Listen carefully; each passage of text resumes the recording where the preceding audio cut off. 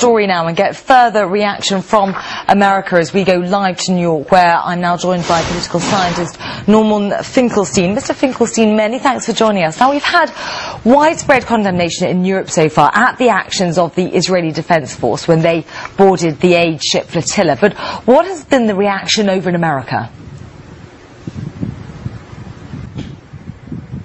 So far, there's been a pretty mild statement by President Obama regretting what happened, saying it should be investigated, but not going beyond that. I would call it a mild display of concern.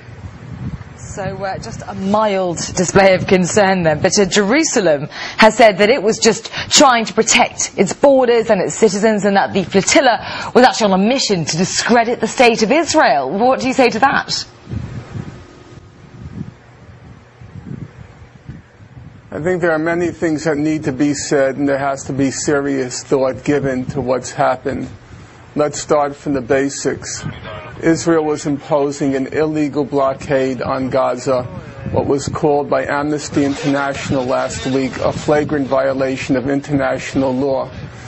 The United Nations Committee of Elders, people like Nelson Mandela, Desmond Tutu, they just distributed a statement today in which they called the blockade of Gaza one of the worst human rights violations in the world today.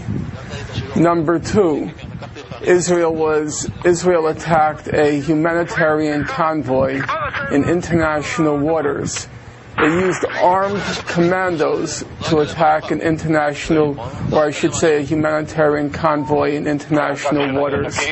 I think everyone can agree that there's no possibility, there's no way to justify using armed force against what were clearly unarmed humanitarians trying to relieve an illegal siege of Gaza.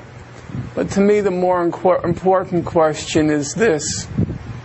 Namely, during Israel's massacre in Gaza, December 2008 and January 2009, afterwards Israeli officials were saying that they wanted to show the Arab world that they were capable of acting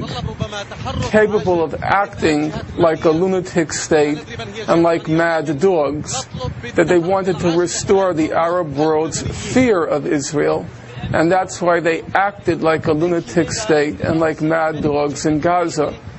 But after yesterday's events, we really have to ask the question, is Israel acting like a lunatic state, or has it become a lunatic state? And that's not just rhetoric. It's a very serious issue. Well, Mr. Finkelstein, the UN is actually meeting. Nuclear device. It's true, and the UN is actually meeting today. It's held an emergency meeting to discuss the raid and its reaction to what Israel has done. So what sort of conclusions do you think that they will come to, and do you think their findings will make any kind of difference? Well, I think the important issue is that what happened in Gaza, what happened with the Gaza flotilla was not an accident. You have to remember that the Israeli cabinet met for fully a week. All the cabinet ministers discussed and deliberated how they would handle the flotilla. There were numerous reports in the Israeli press, numerous suggestions, numerous recommendations about what to do. At the end of the day, they decided on a nighttime armed commando raid on a humanitarian convoy. Israel is now a lunatic state. It's a lunatic state with between 200 and 300 nuclear devices. It is threatening war daily against Iran and against the Hezbollah in Lebanon. Hezbollah in Lebanon has already stated on several occasions that if Israel attacks, it will retaliate in kind. Things are getting out of control. We have to ask ourselves a simple, basic, fundamental question. Can a lunatic state like Israel be trusted with 200 to 300 nuclear devices when it is now threatening its neighbors, Iran and Lebanon, with an attack.